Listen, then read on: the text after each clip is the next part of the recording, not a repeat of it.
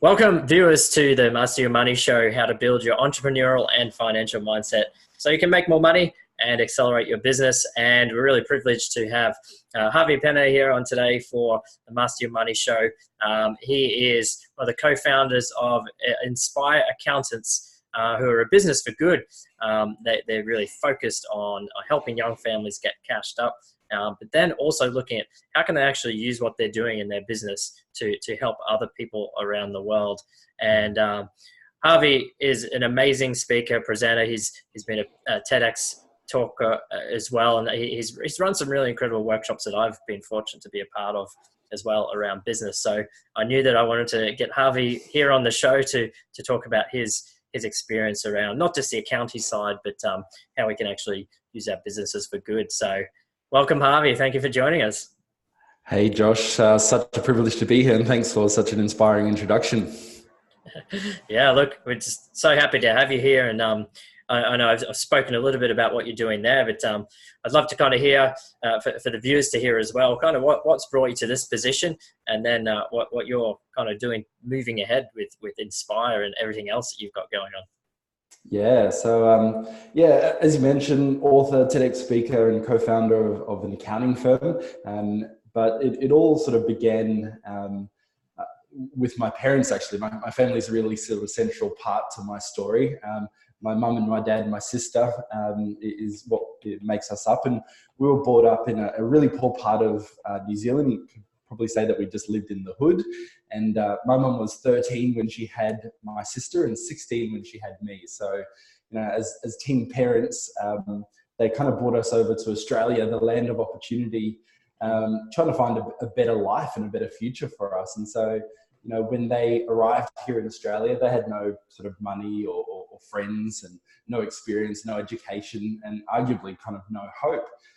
Even Mum was saying the other day that we were so poor at one point that she would take us to the local supermarkets to like steal food for dinner. So that was kind of the situation at the time. And so we got into business, and I started my first business when I was 13, years before, you know, Gary Vee made it cool, and the business programs that you and I involved in made business easy. We got into business as a means to survive. It was really a way of being able to make ends meet and to be able to provide for our family. And Josh, it's kind of one thing I've learned since, you know, I'm now 33, so 20 years of a business journey, is that business is tough. It's been really hard, lots of ups and downs. And one of my favorite quotes that I read about the business journey is, business is a walk in the park, Jurassic Park. And I'm not sure if you or our listeners can kind of relate to that, but you know, the business journey can be tough at times. Yeah. You know, from a numbers perspective, there's some stats here in Australia where there's about 2.1 million businesses in Australia right now, more than there's ever been in history. But of those, 90% of those businesses are small businesses. So everyone's struggling to kind of break through, you know, the ceiling. And of those small businesses, how's these numbers? 60% either earn under $200,000 revenue, are unprofitable, Wow. aren't able to pay themselves a decent salary, or can't afford to employ a team. And even kind of worse from that, 3/4 of those who are already struggling took on debt simply to survive. Wow. So, you know, if you kind of, you're in San Diego at the moment, imagine going out to the beach and finding someone who's struggling to kind of swim and keep their head above water. This little struggle for survival is fairly prevalent in business. And so me and my business partner wrote the book Cashed Up because we wanted our clients to help make smarter financial decisions. So there's less of that struggle, and hopefully where we're going to have a bit of a chat today is how can we use our business not just a means to survive, but as a platform to, you know, look after ourselves and our family and our team and our clients, but maybe even have enough financial abundance to do some good for some people that we may never ever meet in our lives. And that sort of brings me sort of full circle back to, you know, here where we are today as the co-founder of Inspire and helping young families get cashed up, not so they can drive Ferraris and fly private jets, but so they can use their business for good in whatever way that is special for them. So yeah, that's sort of what brings me here today. Yeah, look, thanks for sharing. And yeah, you've just outlined so clearly there your journey into business there, and your your love for family and wanting to make sure that you're providing for your family then into what you're doing now with other businesses and helping to teach and show and transition other people doing that as well. So I know Inspire Accountants. I know you guys handle the accounting side so well too. But I've also been in some of your workshops where you're actually talking about teaching people in their business how to use their finances more effectively and to grow their business too. So have you got any kind of key areas to start with for people who might be maybe in a small business setting, less than 3 employees, or they're a solopreneur, or maybe they even just got like a side hustle starting out? About from your side, what would you kind of suggest for people there to focus on? Yeah, well, we might go high level and then let's go sort of practical. At a high level, one of the big lessons that I learned in my whole entrepreneurial career is just realizing that money isn't everything. You know, we're here on the money, Master Your Money show, but understanding that there are so many different ways of measuring what makes us truly wealthy. And we use the word or that idea of family. I believe family is our most important business. And I never want us to get so busy, caught up in the busyness of our business to not remember that or to forget that. Because, what's the point of running a super successful cashed up business if along the way we lose our relationships, our husband or wife or partners and magical time with our kids. Same too, our health could be a really important or interesting perspective on one of the other measures of wealth. Or maybe if we looked at the perspective of the time that we have on this planet to do different things, like they're all different measures of wealth. And so if step one, we can realize that money isn't everything, there are different ways. But when we get down to the earth of being cashed up, what we found is that in working with thousands of business owners, there was really 2 groups of people. There were those who were struggling for cash, and then there was another group over here who were always cashed up. And so what we realized, the difference between the 2 groups and the difference between maybe where you are today and the more cashed up version of yourself, was the cashed up businesses made more smart financial decisions. And so arguably the simplest methodology to get cashed up is to be making more and more financial decisions that are smarter rather than not. And so, in our book and the methodology we teach to our clients is that there's really 7 smart financial decisions that we need to be conscious of or always making. So kind of walking our way through those 7, we've got number 1, cut tax. Because if we're giving half our profits to the tax man, then it's almost impossible to get cashed up. Once we can kind of get on top of the tax thing, I don't know what the situation's like in America in terms of taxes, but when I think of some of the politicians here in Australia, I'm quickly finding out. Yeah, I don't really feel inspired to want to give them a tip. Yet, so many business owners are paying way more than their fair share in tax. That just, unfortunately, thanks to reactive advice from their accountants. So, cut tax is probably number 1 that we can find some ways to help accelerate our cashed up journey. Number 2 of the 7 smart financial decisions is around capturing profit. Realizing that we're in a bit of a world, I don't know how you feel or what you've seen around this space, Josh, where if a resource is there, we have a tendency to use it. So if we've got time available in a day, we'll use it all up. If there's food there, I'll eat it. And in the context of money, we've got this tendency that if it's there, we'll spend it. And so many business owners get caught up in, we've made more revenue, more growth than we ever have before, but they kind of end up in the year with no money or profit left over. So prioritizing profit and making sure we've got some good financial controls to control that is going to be important. Yeah. And then probably the third one that I'll focus on of the 7 is controlling cash flow. And so the cash flow for us business owners and anyone involved in the money space can be like a bit of an emotional roller coaster at times, whereby when the cash is low, so too is our sort of emotional disposition sometimes. We feel bad, we feel low, we feel stressed and anxious. And then when that cash flow is on the high, automatically we somehow feel confident and inspired and giving ourselves a high five. And so if we can kind of even up some of those ups and downs, it can help sort of minimize those sort of emotional extremes as well. So there's probably just the top 3 of the 7 smart financial decisions that we tend to focus on. Yeah, that's great. Out of those 3 ones, which are like starting with the, I think capturing profit.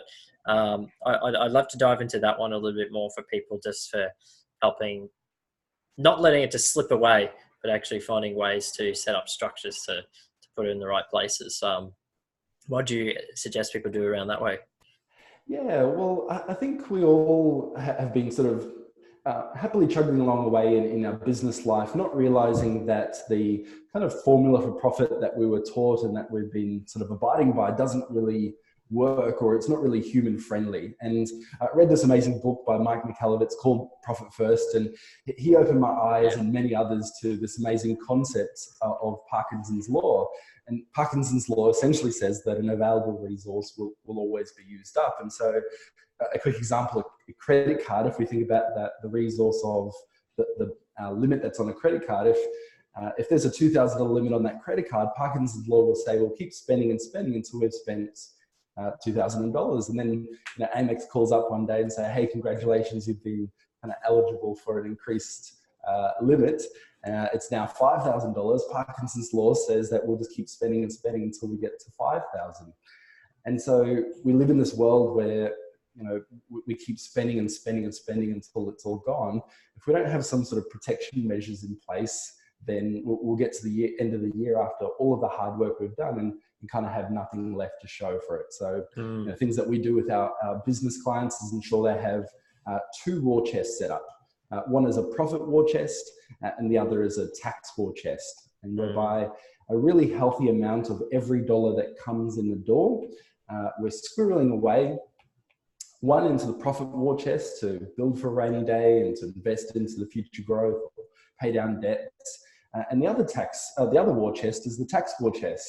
And we're making sure that, when a BAS comes in or a tax bill is there, people have the confidence to be able to pay that in full and on time, versus we've all experienced the stress where we get a knock on the door figuratively and say, hey, you've got a $5,000 BAS that's due, or business activity statement. You look back into your bank account and there's no money there. And we're like, oh, sorry, we've actually spent that. And so, having these little frameworks or systems in place to kind of protect what's most important can help dramatically reduce some stress, but also making sure that we've got some reward or a bit of a pot at the end of the rainbow, so to speak. Yeah.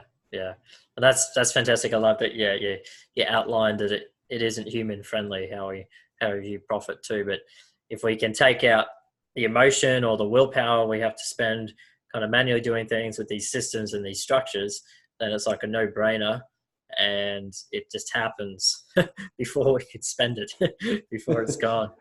Exactly. And then over the top of that, like we've got some accountability measures that we could put in place, whereby maybe someone like yourself, a great financial advisor or a great accountant, can kind of keyword keep you accountable to making sure that the daily habits and rituals, such as squirreling this money away, you're staying on track with those, so that we can ultimately hit the goal at the end of the year or the end of that particular plan. So amazing work that you're doing, Josh, in terms of helping everyone keep track in this space. Thanks, I really appreciate that. You mentioned controlling cash flow as the third area. I'd like to dive into a little bit more as well. What's your kind of suggestions around there, or structures to put in place for that? Yeah, well, I've got 5 quick questions that you might be able to ask yourself. Give yourself a yes or a no on each of these 5. And hypothetically, a yes is good and a no is, let's call it a room for improvement. So here's a quick little assessment. Question number 1, do you receive all or part of your revenue before you deliver your product or service? If you do, that's a great sign for cash flow. If you don't, there's a room for improvement. Question number 2, could you tell 3 months in advance if there will be a shortfall or excess of cash? If you can, that's great. If you can't, that's something that we need to work towards in terms of having that predictability or foresight around the business and the cash flow. Question number 3 of 6, actually, not 5. Do you have a recurring revenue product or service, such as a retainer or a subscription or a repeat order? Because ultimately what we're trying to achieve in business is certainty and predictability. And so if you want to write down a little formula, recurring revenue equals certainty. Recurring revenue equals predictability. That's it great. kind of helps us avoid that situation where, you know, we're freaking out about how am I going to pay my team's wages this week, and we're looking in the bank and there's no money there. We're not sure where the next dollar is going to come from. So recurring revenue is absolutely key. Self-assessment question number 4. When presented with a BAS or a tax bill, are you usually paying them in full and on time? And if you're not, that's a good sort of signal that we need to get this sort of cash flow piece under control. Question number 5. If no revenue came in for the next 12 weeks, could you meet your payroll and lease requirements? And that's an amazing measure of success. If we've got that sort of peace of mind and that ability to withstand any financial emergency, and a bit later I might share with you some examples of some emergencies that have happened to me where I needed to call on this particular sort of safety net. It's really powerful. And the final question is, and this is quite simple, is does your monthly recurring revenue exceed your monthly recurring expenses? Wow. And again, as a measure of success in business, there are 2 numbers those 2 numbers, monthly recurring revenue and monthly recurring expenses, they're 2 numbers that if in business, we're really conscious of where those 2 numbers are at. And if those 2 numbers don't equal each other, that should be goal number 1. Like imagine the context of knowing, we all know that we've got money that goes out every month, but what if we could wake up one day and know that the money that comes in automatically at least meets what's going out? And so, you know, worst case scenario, we're fine. So there's kind of 6 quick questions that would help both give us an insight as to, you know, what cashed up business owners do to control those ups and downs, but be able to give you a bit of a guide as to kind of how well you might be doing in that space. Let's go into a bit more detail with with point 5 there about not having the revenue. And I know you mentioned it before, that's part of the war chest, isn't it? Having that there to keep going. You must have seen lots of businesses in good spaces with that, but probably some that maybe even lost the business without that. Love to hear a little bit more about your experience there. Yeah, well, we've talked about this idea that, you know, the business journey has lots of ups and downs, and there's all sorts of emergencies that kind of come along and hit us in the business kind of journey. And one emergency that happened for me, it was about 2 years ago, Josh. I was 31 at the time and I was blindsided by cancer. And you think, well, like, you're 31, I was a third of the way through my life plan. And in that moment, my whole world was kind of falling down upon itself. And so I had to do a bit of a kind of a refocus around my time, my energy, my lifestyle, in order to kind of prioritize my health as my wealth, because, you know, if we don't have our health, what do we have?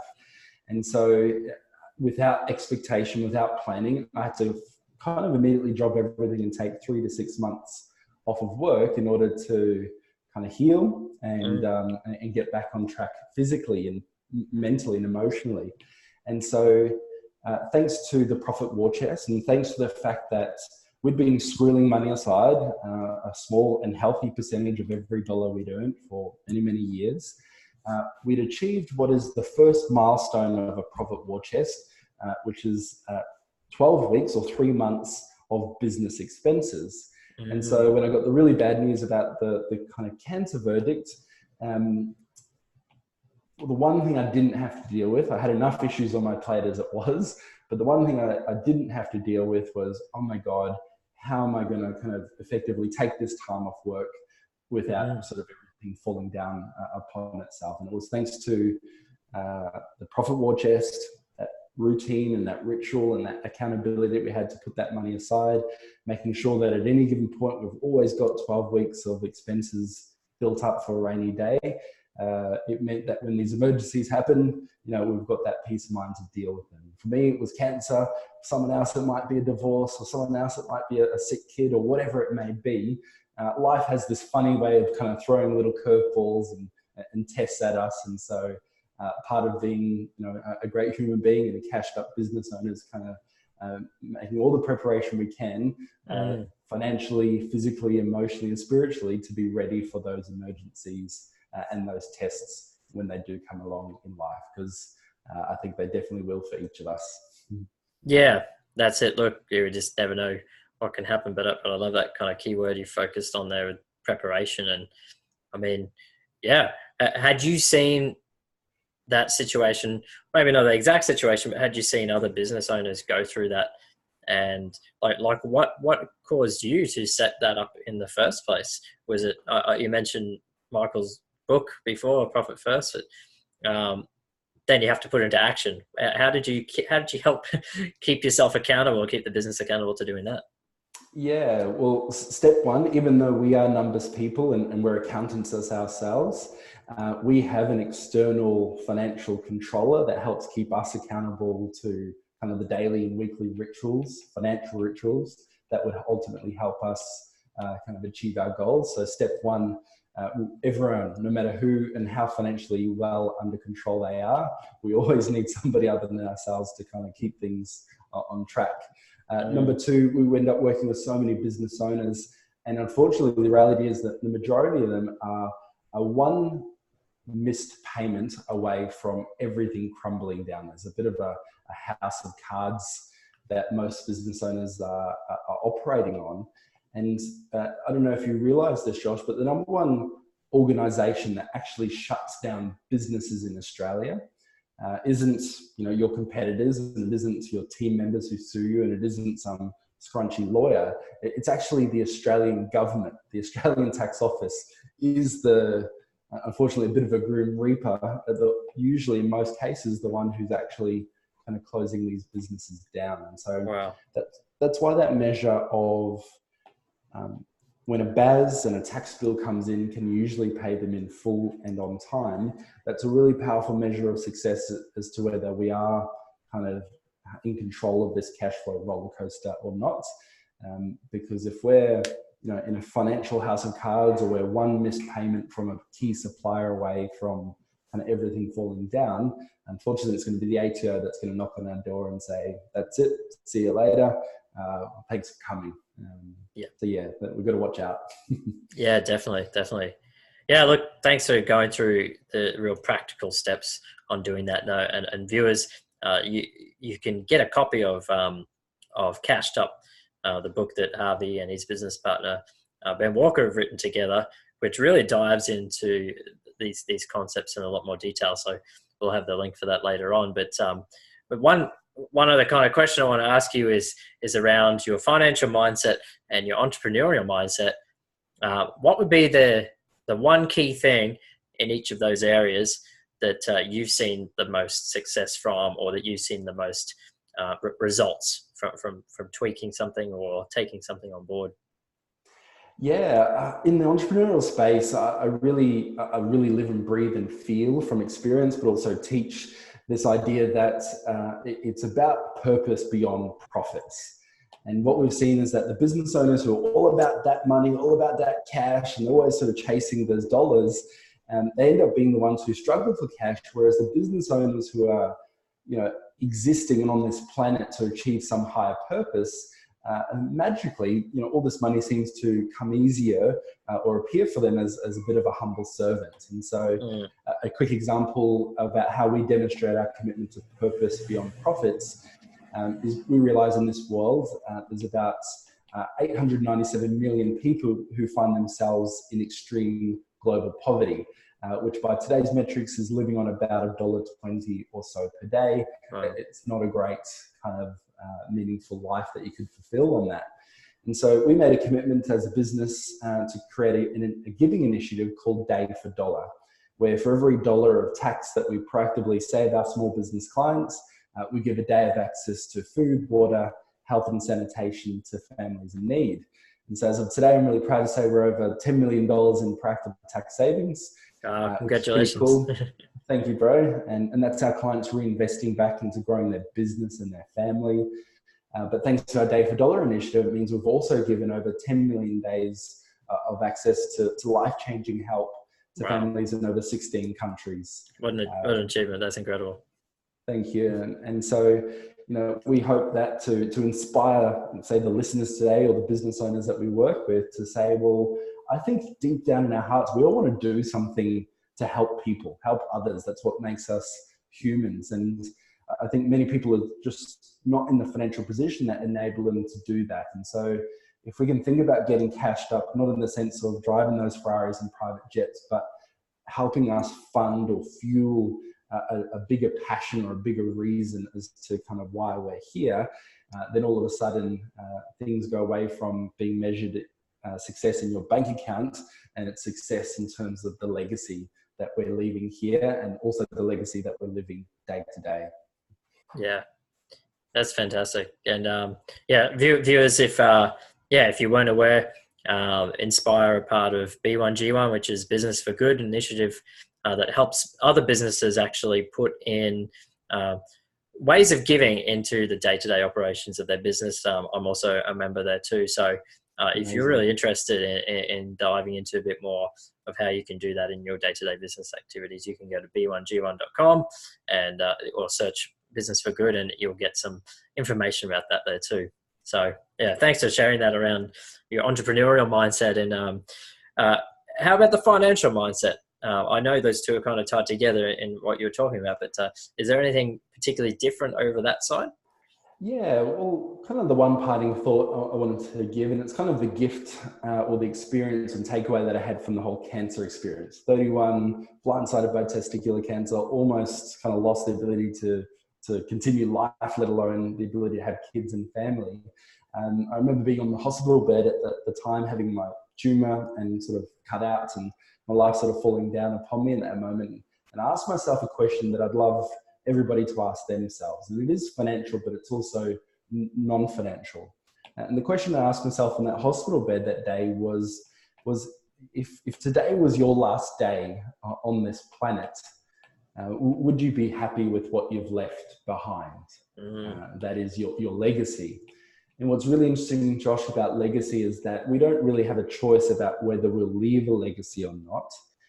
The only difference is whether we'll leave a legacy that we're proud of. And so, what I learned from this experience, I was 31 and almost had my time cut short. I'm so grateful to still be here, be cancer-free, and to kind of have the second, outlook or a second chance on life. But the lesson I learned from that experience is that someday we will all die. And so if we can realize that we've got this unique opportunity to what I call inspire before you expire, to do something amazing with the gift that is life, the time and our energy that actually makes us truly rich and is our most valuable asset. What I took away from the cancer experience is I'm really clear about my why now, my purpose for why I'm on this planet, which I articulate is the ability to do good and to inspire others. And so in that sense, I'm really grateful to be on the show today. But if through that experience, I can give people the gift of a little bit of a wake-up call to realize that one day we will die. And if we could use that time that we have left, that super valuable asset to create a legacy, not just a financial legacy, but a legacy that we'd be proud of, then that'll be a life worth living. Yeah, that's fantastic. Thanks for sharing that. And so viewers, just encourage everyone there. Just take that time out. Take some time out over the next week or so to think about that legacy. What kind of legacy would you be leaving if something happened right now, and what do you want to do in long term? So, Harvey, that's so amazing. I love how you've just dialed in your why there, and you've had some really challenging times to overcome. That's helped you deepen that as well. But you're putting it into practice, and you certainly are inspiring others. And I love that you've even named your business about that too. And I love your message there. So that's fantastic. So look, thanks again. And I know that you've been really generous. You've put out a free copy of the Cashed Up book to all the viewers here. So Just tell us a little bit more about that, what they can get out of reading that. Yeah, so it outlines 7 steps to pull more money, time, and happiness from your business. But maybe one final nugget of gold, it'll effectively help business owners achieve the cashed up benchmark. And the benchmark I want to leave you with, if you don't have a clear goal about what you're aiming for in life, then maybe this is a benchmark that you can aspire to. That benchmark is working 4 days a week, 40 weeks a year, which means you're having about 12 weeks a year holiday. You're pulling 400K profits and using that to create $4 million in wealth. And we want that wealth to be able to last 4 generations. And Wow. so that's the cashed up benchmark that the book is kind of like the how-to guide on achieving. But even right now, you could maybe sort of implant that on the wall as a bit of a goal to aspire towards as we all go along our own unique cashed up journeys. It's fantastic. Love it. Love it. So I'll put those details in the notes, viewers, and you can really get that. That's a really good place. If you don't know where to begin, that's the perfect place to start by reading that and looking at that benchmark. Yeah.